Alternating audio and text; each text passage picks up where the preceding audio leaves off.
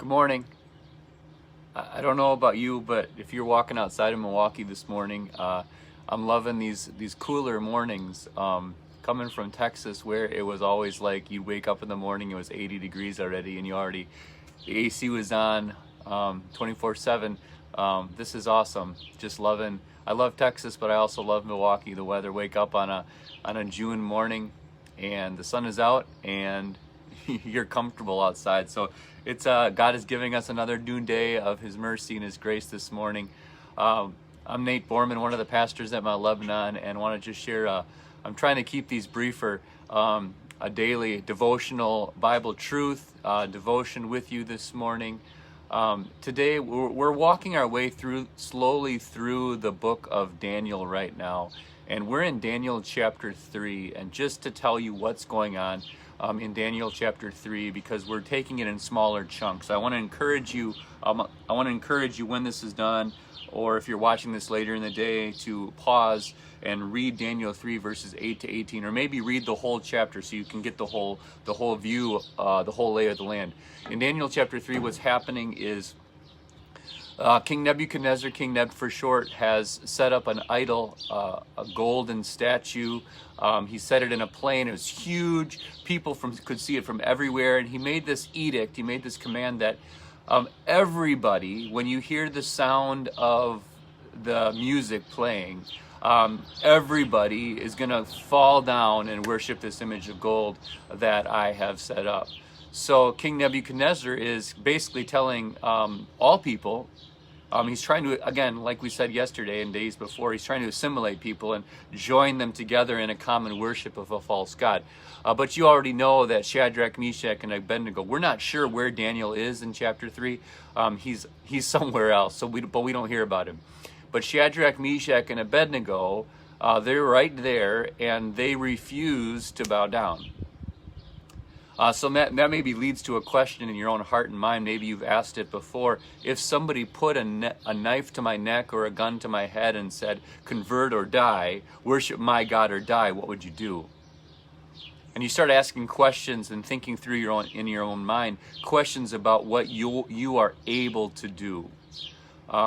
You start questioning about your ability and your strength and the fortitude of your faith. Like, you ask yourself questions, would I stand firm if there was a knife to my neck or a gun to my head? And somebody was saying to me, convert or die, confess my God or die, worship my God or die. That's what Shadrach, Meshach, and Abednego are up against. But now there's a whole nother question. Not what you are able to do, but now ask a very different question and ask yourself, or rather, don't ask yourself, but make the statement and fill in the blank. God is able. So now we're having a whole different conversation about what is God able to do. Fill in that blank. God is able. And if you're watching this live, or maybe even if you're watching it later on in the day, fill in that blank in the chat. My God is able to. My God is able to do this. This was Shadrach, Meshach, and Abednego's confession. They were asked to bow down, and they actually made a statement of faith, a confession, a creed about what their God was able to do. This is what they said. Shadrach, Meshach, and Abednego replied to the king, King Nebuchadnezzar, we do not need to defend ourselves before you in this matter, which I think is a pretty bold statement when you start to think about it. Like, we don't actually have to say anything to you, king, but we're going to anyway. If we are thrown into the blazing furnace, the God we serve is able, there it is, here's their confession, the God we serve is able to deliver us from it, and he will deliver us from your majesty's hand. But even if he does not, we want you to know, your majesty, that we will not serve your gods or worship the image of gold you have set up. Do you see how these three guys, Shadrach, Meshach, and Abednego, simply just put themselves in God's hands? Their confession of faith was bold, courageous, and at the same time full of faith, which every creed really is. They said, the God we serve is able to save us from the fire. The God we serve is able to deliver us from the punishment that you have in store for those who don't listen to you. and this, it's a both and, it's not an either or. The God we serve is able to do this, and we also know that we're not going to worship your God, and we also know that in some way our God will deliver us from your hand. Maybe they didn't know exactly what God was going to do. Right? They stood in front of the king and they didn't know how it was going to turn out. They didn't know if when they were thrown into the fire, if they were going to come out unscathed, which they were, but they didn't know that yet.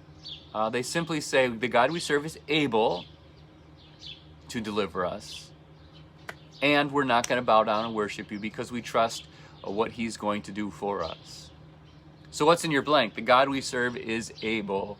Let me just share a couple with you this morning. The God we serve is able to forgive every single sin in your life.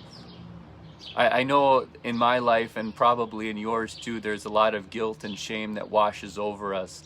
There's a lot of guilt and shame. This Sunday we're going to talk about shame and how God covers it with glory. And I want you to know today that the God we serve is able to cover your shame with glory. All of it.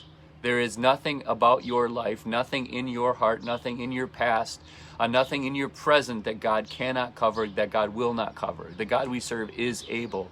And in this case, we actually do know that he does cover our guilt and shame. Even if people can see it, God does not see it. That is how complete and perfect his covering over us is.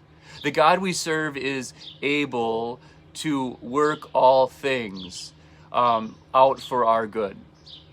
This is what the guys in the fiery furnace were confident of. They were absolutely confident that whether they survived the flames or whether the flames destroyed them, they knew that God was going to deliver them from the trouble of this world. Right? The ultimate answer to the prayer, deliver us from evil, is the way that God promises to deliver us from this evil age. Because the ultimate and perfect and complete deliverance from every evil and trouble. Yeah, Jim, I love that. I love what you said there. Because this is how we know it's going to turn out. Sometimes the flames burn us and sometimes we escape the flames. But either way, God's going to deliver us from the trouble of these days. This is the confidence we have. That the ultimate answer to the prayer, deliver us from evil, is the way God will deliver us, and we know this is going to happen. This is not a maybe. The three men, their answer was, God is able. We know that he can do this. We just don't know if the deliverance will happen now or later. We know that at least for sure later, God will deliver us from the evil of this world. So as you meditate on their answer today, I want to encourage you just to take some time. Take some time to think about all the other statements. God is able. And in all the uncertainty of your life, stand on those two things. God is able, and I'm going to stand fast in my faith no matter what trouble comes to me, because my God is able, and I trust him to work all things out for me, for my salvation. And at the end of all of this, he will deliver me into his eternal kingdom. The Lord be with you, all of you, keep you safe, and give you confidence and courage as you live for him. The Lord be with you all and grant you his peace. Have a great day, everybody.